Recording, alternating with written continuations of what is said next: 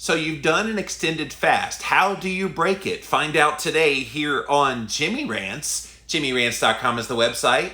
And as always, if you want to join us live on the show, you need to go follow us on Instagram. But we do put this on Instagram TV. Click on that little box and you can go see it right now. But Instagram is where the fun begins. Go check it out. I am at Livin' Low Carb Man, LIVINLOWCARBMAN. Once you are there, engage live. We generally go Monday through Friday, 11 a.m. Eastern. We also throw in a few 5 p.m. Eastern during the week, a few here on the weekends. On the weekends, I'm very relaxed. Somebody kind of chided me over on Facebook yesterday and said, this is not 2 p.m. I'm like, no. The weekend, I kind of go live when I want to go live. But during the week, we do pretty much stick with 11 a.m. Eastern, so be there, be square. We do simulcast on my Facebook page, so thank you all for being here today. And finally, we also simulcast over on my YouTube stream, the live stream, so thank you guys for watching. All here today on Jimmy Rants. If you missed the live, it is up on IGTV, so go check that out after the show is over. We also throw them up over on YouTube.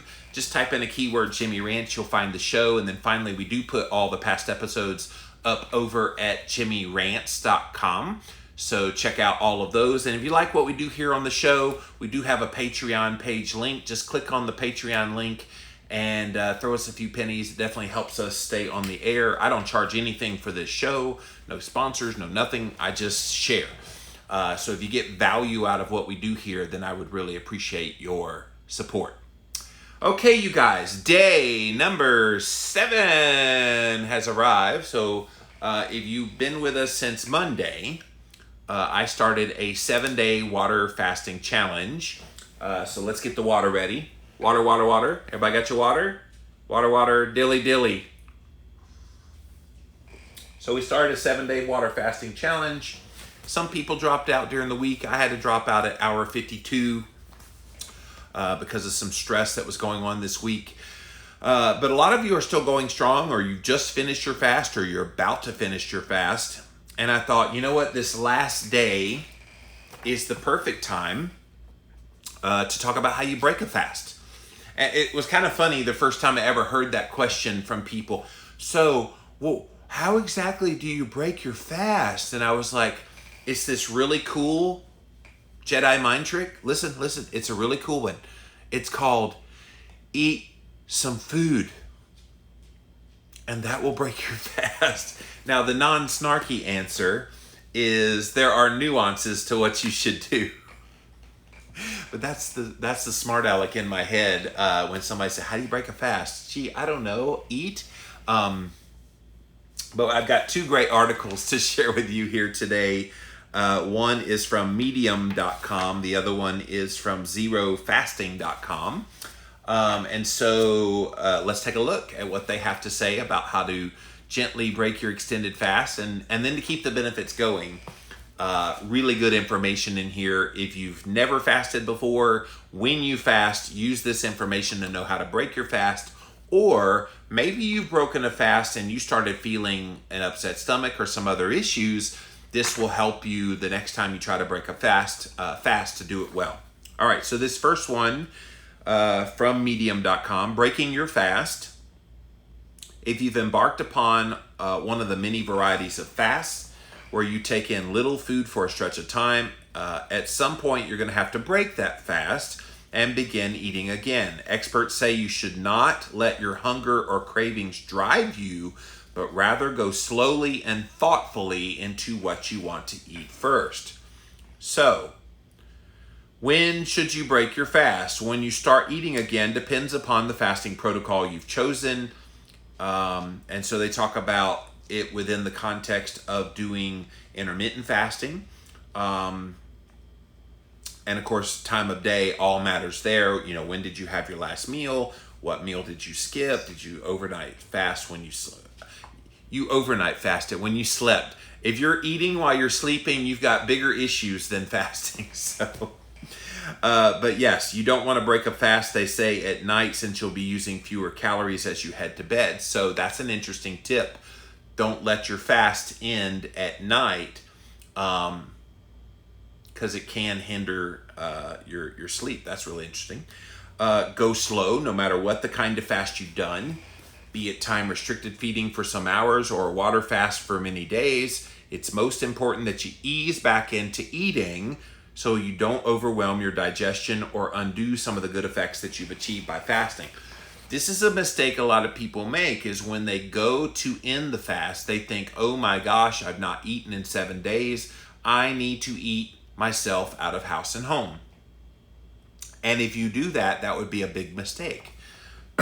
One of the things that Dr. Fung and I wrote in our book, The Complete Guide to Fasting, is we tried to teach people that there is a better way to break your fast than just going straight for all the foods. And in this other one, we're going to tell you about what specific foods to break it with. But you want to have at least a little something on your stomach an hour before you have your actual meal where you're breaking your fast. So let's say those of you that are still fasting, your fast ends at 5 o'clock today and you're able to eat. So at 5 o'clock, you're going to have like a small little something. Not many calories, not much, just a small little bit. And you're going to let that stay in your digestive system for about 30 to 60 minutes. And what you're trying to do is bring blood flow back to your stomach again, where it has lied dormant now, if you made it this long, for a week. And so you don't want to go too much too fast because your digestion will not be able to keep up. This is why you want to stoke a little bit of food in your mouth first, get the juices flowing again, and then start eating your meal. A loaded cheeseburger might sound like it's going to be delicious, but it probably won't feel so good going down for all the reasons we just talked about. Think about it. You haven't eaten in a week.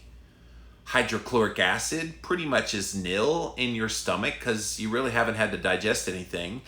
And other digestive juices are not there. Like I said, blood flow is not there. You start eating hot and heavy, lots of food after being fasted for 7 days in a row. Yeah, it's not going to end well. So always start slow, have a little something before you eat. So listen to this. One expert recommended that you have the number of days that you fasted and you use that as the guide for reintroducing food. So if you fasted for 4 days, give yourself 2 days to ease back into your regular eating. Those of you that have gone the full 7 days, that means about 3.5 days of just kind of easing your way back in. Now it's interesting. You don't have to try to do this. Having done some many long fasts in the past few years, I can tell you that first meal back, you have that little something and then you think, I'm going to eat a regular meal. What you end up doing is eating about half of what you normally would be able to eat. And that seems so counterproductive. I haven't eaten for a week. Surely I'll be able to eat everything in the house. And it just doesn't work that way. You end up eating about half the calories you normally would. But then you wake up the next day and then you don't eat the rest of the day. Then you wake up the next day, you don't feel like eating at all. Like that fasting becomes more a habit. It becomes more fasting is the norm. Whereas in our day-to-day, eating is the norm. It's a fascinating kind of phenomenon that happens. So give yourself a few days and ease back into it. But again, that's gonna happen very naturally. And if you kind of ease back into it, you keep a lot of the benefits going with the fasting. And the way you keep those benefits going too, and we talked about this in the Complete Guide to Fasting, is you alternate day fast for about a week after you're done with a 7-day fast. So that means today you break the fast and you eat through, say, 6 p.m. tomorrow. Then you start fasting starting at 6 p.m. tomorrow, and then you don't eat again until Wednesday when you wake up. So that alternate day fasting keeps the benefits going. Consider starting with bone broth or liquids for that first meal. That's a great way to kind of break the fast as well. The less sugar in the liquids, the better, as those can cause bloating and digestive irritation. Hopefully you're not eating sugar at all. Once you reintroduce food, expect to gain back a certain amount of water weight due to adding back in food, and especially if you add in carbs, you're going to replenish your glycogen stores that's going to refill your muscles with water. However, please continue to drink lots of water. You may have become dehydrated while you fasted. Well, no, not if you did my recommendation of dilly continuing to drink all day. Drink water, that is, all day. So stay on top of the fluid intake during your fast. Post-fasting is also not a great time to try to introduce any new foods. So if you're breaking your fast, don't try a new food you've never had before. Don't try that new recipe you were salivating over on Instagram. Now is not the time. Your body may not be prepared to properly digest these foods, so it's best to wait to reintroduce or introduce those until after you've had familiar foods first. Get back into your normal eating routine before you start adding in any new foods. So when you start eating again, choose foods that are low in carbohydrates because you don't want to spike your insulin levels too fast. One of the fasting experts in this article recommends eggs, avocados, nuts, and spinach as a good one to introduce first. Now, I'll tell you something about eggs. Dr. Fung is vehement about being careful with eating eggs as you're breaking your fast food. He has seen in his patient population people having trouble with constipation when they try to reintroduce with eggs, and thus causes gastric distress. So be careful with eggs. I because he struck the fear of God about that in me, I've never tried to use eggs to break my fast before. I know several of you have been telling me this week that you do just fine with eggs, but he seems to think it's not a good idea. But avocado is great. Nuts, spinach, all of that seems great. Another nutrition expert recommends that you start with soft cooked vegetables since they're easier to digest. Slowly move up to foods that are more normal for you so you can avoid constipation. And then by all means, do not have raw foods until your digestive system is back in order again. So when you transition coming off of a prolonged fast, like a lot of you who've made it to day 7, it may be better to start with small servings and have no more than 500 calories per meal. Again, I don't think you have to force that. I think your body's going to automatically titrate down on the amount of food that you would normally eat. And again, that seems counterproductive, seems counterintuitive that you would be eating less right after having a very long fast, but your body's like, we don't need it. We don't need as much food. This will transition your body to adapt to having higher amounts of nutrients again later. In rare cases, people who have gone a long time without eating, usually over 10 days, or who are malnourished prior to starting the fast can be at a risk for this thing called refeeding syndrome. So this is a potentially fatal syndrome that can occur due to shifts in fluid and electrolytes after food is rapidly reintroduced back into the body. So we addressed refeeding syndrome in the Complete Guide to Fasting. The main thing there is just make sure you take it slow. You do this process where you have a little bit of food, a couple hundred calories worth of something, put it in your mouth an hour before you're going to break your fast. Then when you go to break your fast, whatever your normal amount of food, just automatically only make half of it. And then you're not tempted to eat too much. And again, I think it's going to be a self-limiting thing. Your body's going to stop you. But there is that danger of refeeding syndrome, and it's not pleasant from what I understand. Thankfully, I've never experienced it because I always go slow. But there are people that they feel like, oh my gosh, I haven't eaten for a week. And so psychologically, you tell yourself, I must eat something. As long as you're in good health going into the fast, transitioning back to your normal diet should be pretty simple, and this is unlikely to occur, this refeeding syndrome. So if you start to crave sugar again after fasting, then you can quell that, they say here, with some fruit, particularly if you're fasting for weight loss, balance your blood sugar. I don't know about that one. I mean, fruit is probably not the best option. But if it's something that you want a little bit of something sweet, it's certainly better than a candy bar. But be careful with even natural fructose. It can impact your insulin sensitivity. And I'm thinking, you just did all this great work of fasting. Why would you want to mess with your insulin sensitivity? When you are finishing up a fast, that is a perfect time for your body to say, okay, we're a lot more insulin sensitive than we've ever been before. Why don't we don't do anything that would exacerbate that? And I think eating fruit would do that. And especially if that's the only food you're eating post-fast to break your fast, is a big bowl of berries even? Not a good idea.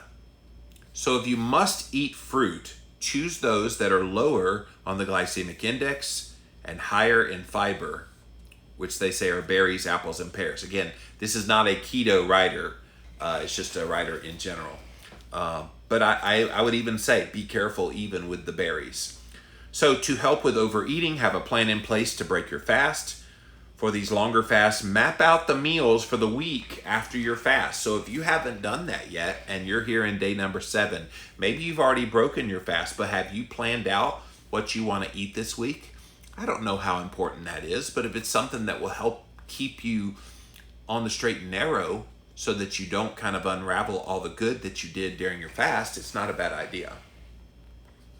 Knowing exactly what and how much you'll be eating on the days following your fast can reduce your risk of binge eating and choosing bad foods. Meal planning apps and meal prep kits are all great tools. All right, other considerations include a small portion of protein at your first meal, such as chicken or eggs, that can provide amino acids to help rebuild and repair the body. When you are fasting, growth pathways such as IGF-1 and mTOR are all suppressed. So these amino acids will immediately stimulate both of these. So be sure once you reintroduce amino acids from protein post-fast that you know you're activating all these beneficial things to your body. What you eat isn't the only consideration. Another one recommends that you chew your food very thoroughly, as many as 30 times per bite, to make sure your food is easily digested. That's interesting too, because the process of chewing food activates all these salivary glands and all these digestive enzymes within your salivary juices, which can then replenish in your stomach and help you in the digestion. So if you want to avoid some of the refeeding syndrome, you want to avoid some of the stomach upset that comes with breaking a fast, if you do it too quickly and don't chew your food up, chew, and chew some more. That's really good advice. You can also consider adding in a probiotic, either in the form of a supplement or foods like sauerkraut or yogurt. And then beyond just breaking your fast, also consider all of your overall eating habits, because if you only fast and then you eat crap when you're done fasting, you're not going to get the results you want. And that's the well-duh of the year, right? All right, and then this other article, again from zerofasting.com, they talk about when you break your fast, what are the foods that you want to avoid, and then what are the foods you want to eat. So you guys ready for this one? Foods to avoid: processed high glycemic carbs. Look for foods that don't have junk carbs in them. As you're exiting a fast, be kind to your blood sugar and avoid a big spike. Your body can be extra sensitive to carbohydrates. People don't even think about that. When you finish fasting, you've not eaten food at all. Even if you stay well hydrated, your blood is primed for whatever that first food you put in there is. And some people say, well, I made it 7 days of fasting. Surely I can have a donut. Oh, you can have it all right, but it's going to have you, I promise you. It's going to knock you upside your head. You'll be that extra sensitive to carbs, and a lot of sugars and processed carbohydrates will send your insulin spiking through the roof. Think about all that work you do being on an extended fast, and you lower your insulin and you improve your insulin sensitivity, and then suddenly you put some crappy garbage in your bloodstream. Your body's going to be like, dude, what are you doing? It's just going to spike your insulin. So these highly processed, high glycemic, nutrient deficient carbohydrates, things like pastries, crackers, pasta, chips, and candies will give you little benefit. and they can trigger events in our bodies that can lead to chronic disease. So you don't want these postprandial food spikes, which have been shown to elevate markers of oxidative stress and inflammation, which will increase your risk for heart disease, obesity, and diabetes. So don't mess up what you did good in your fast thinking that you deserve it. I've had people say that. Oh, well, I fasted for 7 days, so I deserve to get to go out to eat at a fast food restaurant and eat all the junk I want. Okay, if that's your way of treating yourself, I suppose that's your choice. But there's other ways to treat yourself without treating yourself to future disease. What else should you avoid? Lactose. You'll probably want to avoid high lactose dairy immediately after a fast. That means anything with milk, yogurt, or ice cream.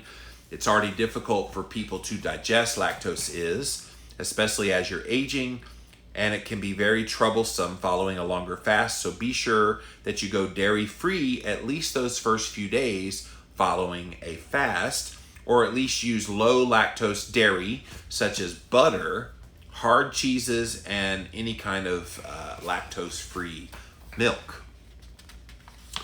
Another thing to avoid, cruciferous vegetables. Staples like broccoli, cauliflower, Brussels sprouts can actually make you feel uncomfortable right after a fast. These veggies have lots of fiber plus a trisaccharide called raffinose that humans don't digest very well. Our small intestines lack the agal enzyme needed to break it down so that all vegetable matter ends up in the large intestine where it will ferment. When it starts fermenting, you guys, you know what that leads to, right? Gas and bloating. So you'll fart and you'll wake up in the morning with a belly. That sounds fun, right? It would become uncomfortable right after a fast, especially. Raw cruciferous vegetables are especially difficult to digest.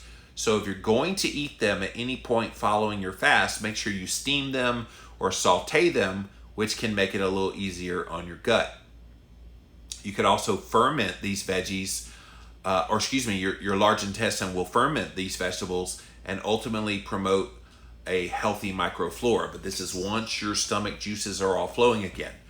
So be sure that you consume them, just not right after a fast. All right, so those are the foods to avoid. What should you eat? Protein. We like to eat poultry or fish to follow a fast. Having a small portion of protein at your first meal, like salmon or chicken, can be a good option because you get all the amino acids that you need to help rebuild and repair the body. Just be careful not to overdo protein. Your stomach will have decreased in the size over the course of the fast, so don't binge on the food. Just make sure you don't eat so much food that you stretch out your stomach, because that can be uncomfortable. Again, I find, at least from my own personal experience, that it's self-limiting. Like, your body's going to pretty much say, all right, dude, thanks for that energy. We're going to stop now. And if you listen to that, then you should be okay. Unfortunately, some people's head hunger gets the best of them because they've missed eating, and they keep eating way beyond satiety. What other foods to eat? Vegetables. Non-starchy, non-cruciferous vegetables. Cook them in healthy fats like avocado oil or grass-fed butter. You're bound to be in ketosis after a longer fast, so these fats will serve as fuel, and they will keep you in a state of ketosis while you're digesting these vegetables. Avocado is another food to eat following a fast. Although it's got plenty of fiber, it also has plenty of fat to let your fat adaptive body dig in after a fast is over. Go easy on avocado so you don't get too much fiber, but it's a great way to get healthy fats in and give you energy when you are finished with your fast. Bone broth. It's a tasty addition to incorporate on your first day after breaking your fast. It has a lot of vitamins and minerals and amino acids that can help your gut health post-fast. It also contains things like calcium, magnesium, zinc, iron, manganese, phosphorus, potassium, sodium, as well as gelatin, all of which will improve intestinal permeability and have anti-inflammatory effects. So, the bottom line, is eat a meal of sauteed vegetables with chicken or fish. A non-starchy salad with chicken or avocados are both great ways to ease your body back into eating. You could also have a nice warm mug of bone broth. One more thing is be sure you chew, and chew some more. As we mentioned earlier, you want those digestive enzymes going back into action again. Do your GI tract a favor. Get some of the digesting done before that food even enters your stomach. So, the further out you get from your fast, the more you can relax all these rules and return to your keto diet. So, all good information, you guys, about how you gently break your extended fast, keep the benefits going. Certainly, it's something that if you made it to day 7, congratulate yourself. Kudos to you. I think it's wonderful, those of you that have been willing to put in the effort to be on an extended fast. I know from personal experience, having done many of these now, it is a hard thing to do, but once you do it, man, the sense of accomplishment today, you should be so proud. And regardless of where you were in this fast, if you ended it on day 2 or you're ending it here in day 7, be proud. Because you're doing something that most people in America will never even attempt to do because they don't understand. And if you're one of those people, maybe you're watching this right now, I encourage you to pick up a copy of my book called The Complete Guide to Fasting. I wrote this with a fasting expert, Dr. Jason Fung, who is a medical doctor who uses fasting with his patients up there in Toronto, Ontario, Canada. And Jason is a huge believer in fasting, well over 1,000 patients going on fasting protocols of all types. And so it's very healing. We're definitely going to do this again, by the way, you guys. It was kind of bad timing with this week, but a lot of you stuck with it. Some of you started and didn't quite make it all the way to the end. I was one of those. But you add up the cumulative effects of fasting. Fasting is not just one event and it's one and done. Fasting hopefully becomes a lifestyle where you incorporate it in from time to time to give you kind of added benefits to your eating plan. All right, let's see what you guys have to say. We're going to come to Instagram first, then over to Facebook, and finally over to my YouTubers. Thank you all for being here today on Jimmy Rants. JimmyRants.com is the website. See what you have to say. Linda says, I'm late. Linda, you're never late. You can come in and make yourself at home, have a good time, and watch on the replay if you missed anything. Temple says, what is the worst idea in terms of food that you've chosen to break a fast with? Well, I learned from the best, so I never really made this mistake, but Dr. Fung really schooled me very well, Temple, so I wouldn't make an egregious error, but that's a great, great question.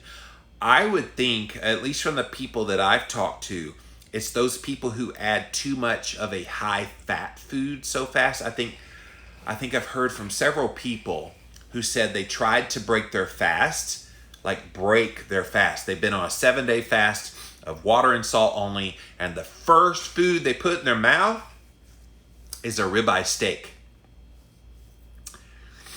Ribeye steak's probably not the best idea because you got red meat, which is a little harder to digest. You've got the fats that's in there, and suddenly my nose is getting itchy. Sorry. You got the fats that's in there. And so, yeah, don't do that. Temple says, I broke a fast with a peanut butter burger once. What the heck is a peanut butter burger, Temple? I have literally, is it a burger that has peanut butter on it? Oh, what is a peanut butter burger? I did that before I had your book, of course. Yeah, sorry, you threw me for a loop. I'm imagining this beef hamburger that has peanut butter Jif all on top of it, and it's just, okay, a peanut butter burger. I'm coming back to you here in a minute. Explain what a peanut butter burger is. I'm going to go over to Facebook because I'm having trauma thinking about a peanut butter burger now. So. But yes, ribeye steak, anything kind of a fatty protein probably is a bad idea to break your fast. All right. Hey, Facebook, what's going on? Let's see what you guys have to say about this. Norma says, I finished at 140 today. an extra 10 minutes. I lost 12 total pounds, feel great. I know I've lost inches because my pants keep falling off. We'll do measurements tomorrow morning. So happy. Thanks for your leadership. Thank you, Norma, and congratulations. That is outstanding. If that was the first time you've ever done that, good job. Nancy says, my main reason for fasting this time was to get my blood sugar down and my ketones up. The last thing that I'm going to do is eat fruit and carbs. Exactly. This fast was a reset for me, and it's going very well so far. 2 days post-fast, my numbers are doing great. I'm now intermittent fasting 18 to 20 hours. Yeah, this is a kind of a cool phenomenon.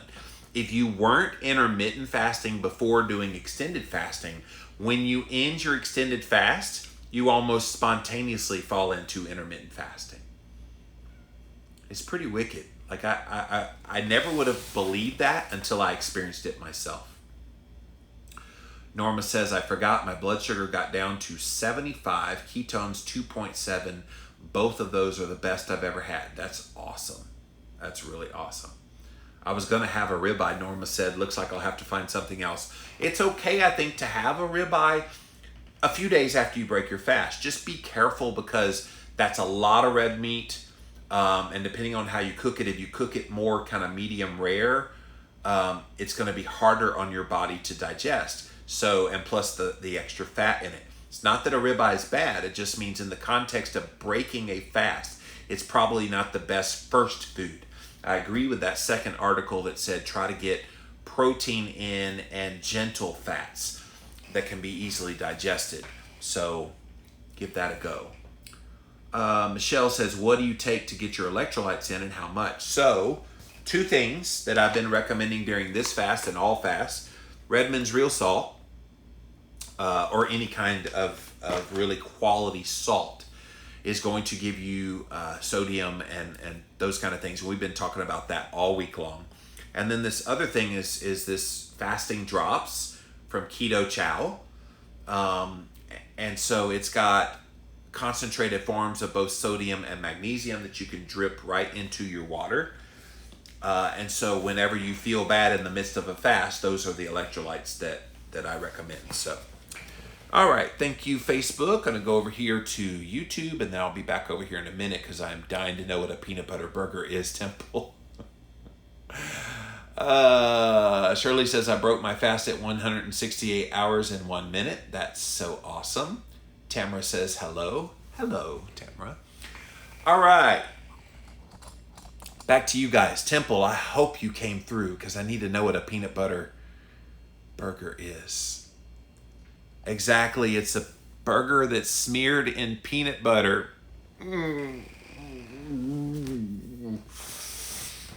Really, Temple? Yuck. Am I just not living the life? Like, never in a million years would I imagine putting beef and peanut butter together. Like, am I the weirdo here that thinks that's disgusting? I'm trying to think if I would do anything kind of funky monkey. Do you add bananas to it too? Like a burger patty with peanut butter and little slices of bananas on top and then honey on top of that. And I need to get out more, apparently. Thank you for that education, Temple. Beth says, if you have fallen out of a fasting practice, I would think it would be beneficial to bite the bullet and go for an extended fast to reset so you can be able to intermittent fast spontaneously. That's a good point. Although I would say, don't think you have to go 7 days. If you've kind of falling out of the fasting habit and you go 3 days, I think 3 days is enough, Beth, to probably get you back into intermittent fasting again. And then you get good at intermittent fasting and then you want to push it even further. So good point. Thank you for that. The Ketovore coach says, totally agreed with your Facebook post about not going into a fast after a binge. No. You know how many people say, well, I just did a big carb and alcohol binge and I need to get back into ketosis. Should I go on a fast? And I'm thinking, dude, you have to get your body back into fat burning mode first. And it's extraordinarily hard to go on a fast if you're not already in a fat adapted, keto adapted place. So Yeah, I'm glad you liked that little clip that I did from a previous Jimmy Rants, but yeah, you'd be surprised how many people think that's a good idea. And I'm like, no. Temple says, I'm from Mississippi and anything goes. Well, I'm from the South too, and we ain't never put no peanut butter on our burger. I promise you, Temple. Now you got me curious. Although I don't like peanut butter, I like almond butter. I'm sure it would be the same way. Can I do an almond butter burger? If I ever do that, I'm going to do it live on Jimmy Rants just so Temple can see me eat a nut butter burger. Beth says, when I lived in Hawaii, I have a hamburger that has avocado, peanut butter, tempura, chicken, bacon, and it was delicious. This was all prior to keto. All right, so avocado on board. Chicken, I'm on board. Bacon, I'm on board. But the peanut butter one's just throwing me for a loop. Could you do peanut butter and jelly burger? Sorry, we're going a little bit off topic here, but now you got me curious with a peanut butter. This is forever going to be known as the peanut butter burger episode of Jimmy Rants. N=1 says no fast after a binge. Yeah, it's no fun. Like, if you already struggle with fasting, you're just making it harder on yourself trying to go right into a fasting period, especially people wanting to do like an extended fast. Should I fast for like 5 days after I had a carb binge? Okay, if you like pain, go ahead. It's not smart. You will be starving. You will be miserable. No, get fat adapted for about 4 to 6 weeks and then try fasting. Temple says, yes, try it and please report back. I will join you and we can have a nut butter burger together. One of these days I'm going to meet you, Temple, and that will be your job, is take me out to a place to get a peanut butter burger. Michelle says, recently I have been getting arrhythmia when I fast, so I've added in magnesium. It seems to help. Have you heard this happen to others? Yeah, it's electrolytes. It's definitely electrolytes, so sodium up. It's one reason I tell people keep your water close and keep your salt close. And so good for you using magnesium. I know this Fasting Drops product from the Keto Chow people, they have concentrated magnesium in there. So yeah, if you get heart palpitations and you get those kinds of things going on, it's generally an electrolyte issue. Shirley says, when you do your next fast, I want to join. I probably should only do 2 or 3 days since I did the full 7 this time. Hey, you can do however many days you want. Shirley, Temple over here, Shirley over here, Temple says the peanut butter burger sounds pretty good. She said, thanks for doing this fast with us, Jimmy. I really needed it. Well, there's just something magical about doing a corporate fast. It's one reason people were so wanting me to do one when I got back from my sabbatical, and then COVID-19 hit. And they're like, oh, let's do a 7-day fast. I'm like, whoa, slow your roll, guys. We need to kind of chill out the stress a bit. And so I planned it for June the 1st through the 7th, like 3 weeks before that. And then all the George Floyd stuff and the rioting and everything happened. And so it got a little tense this past week. So those of you that made it a full 7 days, I am so glad the stress did not get to you. It got Jimmy Moore really bad. And I'm doing better now. But I did make it 52 hours of fasting, which means I definitely want to try this again sometime, probably in the month of July. So I don't know if I corporately want to do that or not, but we'll see. By the way, I'm still wearing my Freestyle Libre, which is the little blood sugar, little cyborg thing. And I've been testing my blood sugar. I posted on my stories yesterday on Instagram pretty much all day long. My blood sugar is staying, even after meals, within a 10-point range. That's what you want, you guys. Like during meals, after meals, while you're sleeping, you want kind of this really tight range of your blood sugar. And it's kind of cool when you know that the way you're eating is not pushing your body really hard. Kat says, I'm still on my fast. I'm going to keep it going. So far feels good. And that's the other thing. If you're at the end of the fasting period, that doesn't mean you need to end. If you're like Kat and you still feel good, keep it going. Don't feel like you have to keep or end your fast, you can keep fasting if you want to. So that's cool, Kat. Norma says, I get palpitations after day 3 or 4 of fasting. It comes and goes. I take more salt, and that seems to help. Yeah, when you start getting those heart palpitations, almost invariably, it's your body telling you need some electrolytes. So, by the way, still wearing the Freestyle Libre, still checking my blood glucose. So I'm gonna, and I've got it on for another week because it's a 2-week thing, and I put it on last Sunday. So this week I am going to be doing some experiments. And so on my Instagram stories today, I asked my followers to let me know, should I test eating a lot of protein to see what impact it does on my blood sugar because of the whole gluconeogenesis. Everybody's like, oh, you spike your glucose when you have a lot of protein. And so that would be an interesting test to see. Or should I test varying levels of adding in carbohydrate to see how my insulin sensitivity is here? I know that my insulin sensitivity is a whole lot better than it has been. And so I could do varying levels of carbohydrate and again, test postprandial. I can just on a whim test throughout the 2 hours postprandial of eating. So go vote on my Instagram stories of which one you want to see. I think as of before coming on the air, more people had voted for the protein, but it was a close vote. So definitely go vote on that. Kat says, the more you fast, the more careful you need to be with breaking a fast. Oh yeah? Why is that? Is it because you feel a confidence level that because you've broken a fast before, Kat, that you don't think anything will happen to you now? I'm trying to understand why you need to be more careful breaking a fast now. But yeah, so stay tuned, guys. I'll post on social media the results of some of my testing this week. I may have time to do both the protein and the carb one, but if I only have time for one, I would like to know which one you would like for me to do. So over on my Instagram page at Living Low Carb Man, vote on the story.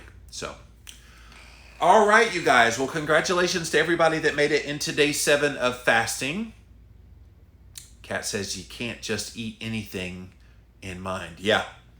I guess I see what you're saying. You can become complacent that, okay, I've done fasting before. It's no big deal what I break it with. But no, the rules still apply no matter how many times you have fasted.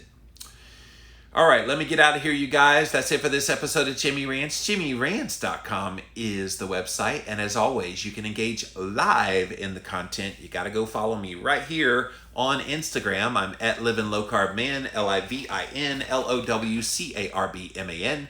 Once you're there, engage live. We also have great content on my regular page, which I'm weaving in several things now, including the nutritional health stuff, keto, fasting, cholesterol, all that kind of thing. But I'm also weaving in some of the Black Lives Matter and the social injustice stuff with the Black community. So go check that out as well on my stories. So thank you all for being here today. Beth says, I think as you get more proficient in fasting, your body heals and cannot tolerate as much as it could before. That's interesting. That's a good point as well. Thank you for sharing that. Thank you also to the simulcast over here on my Facebook page. So thank you guys for being here today. And thanks to all my YouTubers watching the live stream. Really appreciate you guys watching here today. The whole family of Jimmy Rants. Thank you all for being here. If you missed the live here on Instagram, we do put it up on IGTV. So be sure you go check it out over there on replay. We also put it up over on YouTube. Just type in a keyword, Jimmy Rants. You'll find the show. Finally, JimmyRants.com is the official website. We have all 500 plus episodes of Jimmy Rants and counting right there. And then if you like what we do here, you like this show, and you want to see it keep going, I don't do any sponsorships or anything, and it's always going to be free for you guys to consume this content. But if you like what you do and you want to throw a few pennies my way, I do have a Patreon page over at JimmyRants.com. Just click on that link and definitely donate whatever you feel like this is worth to you. All right, guys, that's it for now. We'll be back again on Monday with a brand new Jimmy Rants. We'll see you then.